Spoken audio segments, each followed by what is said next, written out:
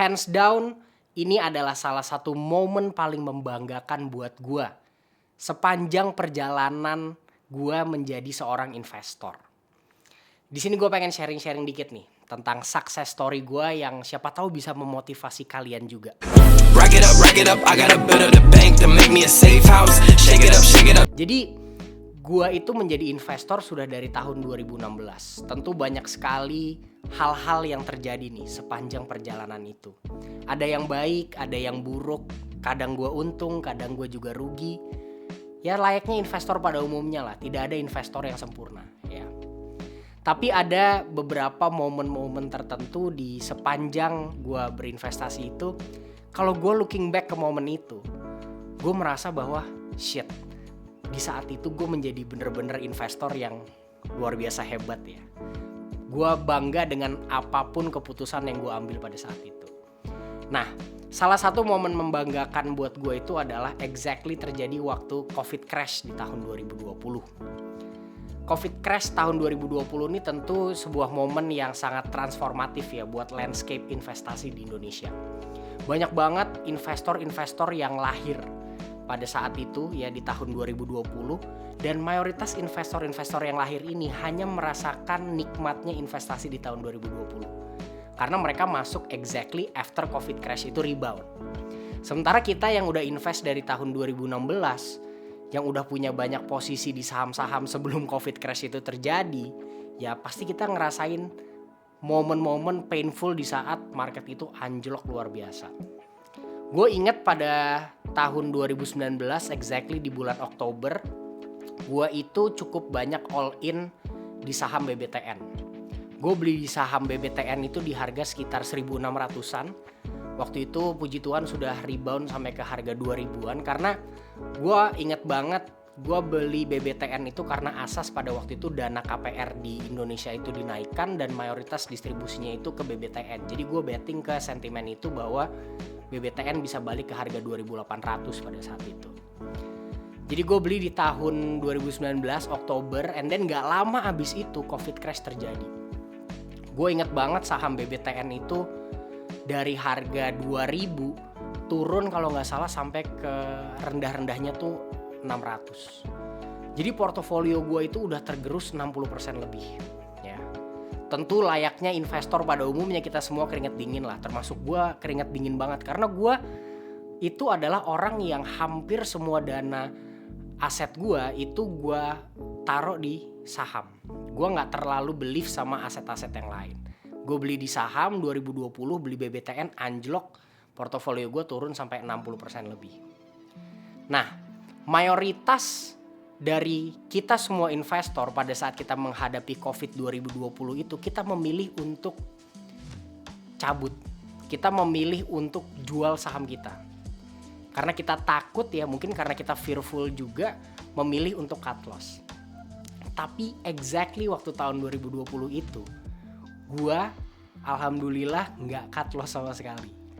Hal yang gue lakuin itu sangat simple. Instead of gue jual saham gue, BBTN pada waktu itu, waktu sahamnya lagi anjlok-anjloknya, gue memilih untuk menghapus aplikasi investasi gue. Meskipun itu tidak terlalu membantu karena gue kerja di pasar modal waktu itu. Gue sebagai sales institusi, jadi mau gak mau gue mengamati market setiap hari dan gue aware dengan pergerakan harga BBTN pada saat itu. Cuman intinya gue memilih untuk memfokuskan pikiran gue kepada hal-hal yang lain. Gue memilih memfokuskan pikiran gue ke kerjaan-kerjaan gue yang lain instead of gue mikirin saham gue waktu itu.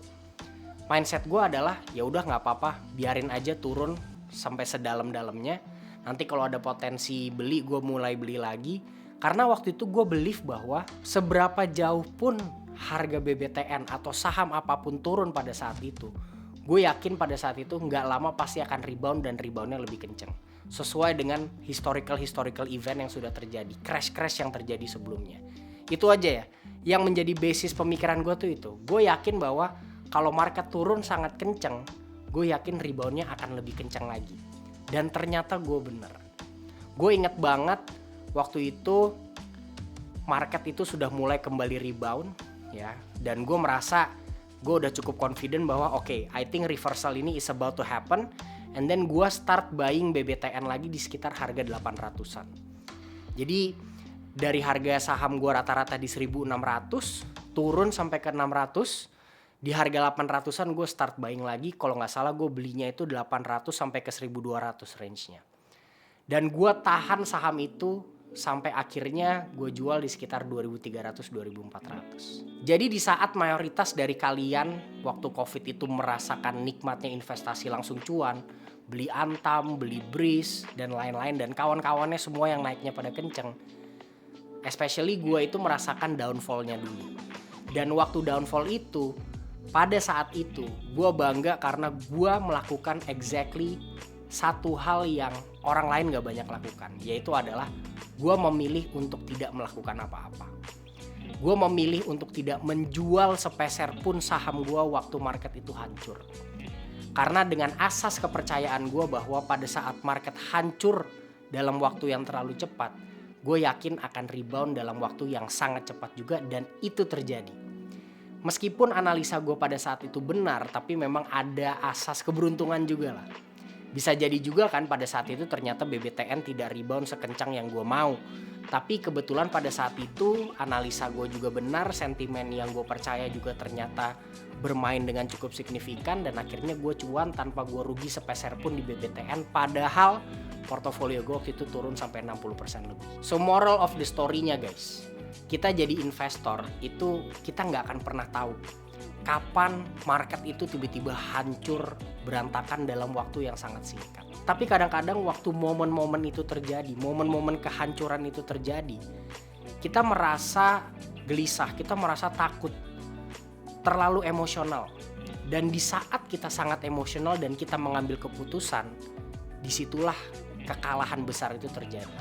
Kadang-kadang kalau momen-momen kehancuran atau momen-momen genting terjadi di market, terkadang the best thing possible yang bisa kalian lakukan adalah nggak melakukan apa-apa. Dan di 2020 itu COVID crash membuktikan bahwa terkadang tidak melakukan apa-apa di pasar saham itu membuahkan hasil yang jauh lebih signifikan daripada lu melakukan sesuatu yang terlalu signifikan seperti jual atau beli lagi. Kira-kira itu story gue guys.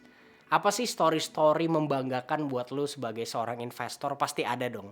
Kalau ada, coba boleh di-share di kolom komen, atau share video gua, atau like video gua, atau follow video gua. Coba ceritain pengalaman-pengalaman kalian supaya memotivasi juga teman-teman investor yang lainnya. Karena cerita-cerita real, cerita-cerita kesuksesan yang real itulah sebenarnya adalah bahan bakar buat investor-investor yang lain untuk bisa lebih berhasil, bisa lebih maju dan lebih cuan. Thank you guys.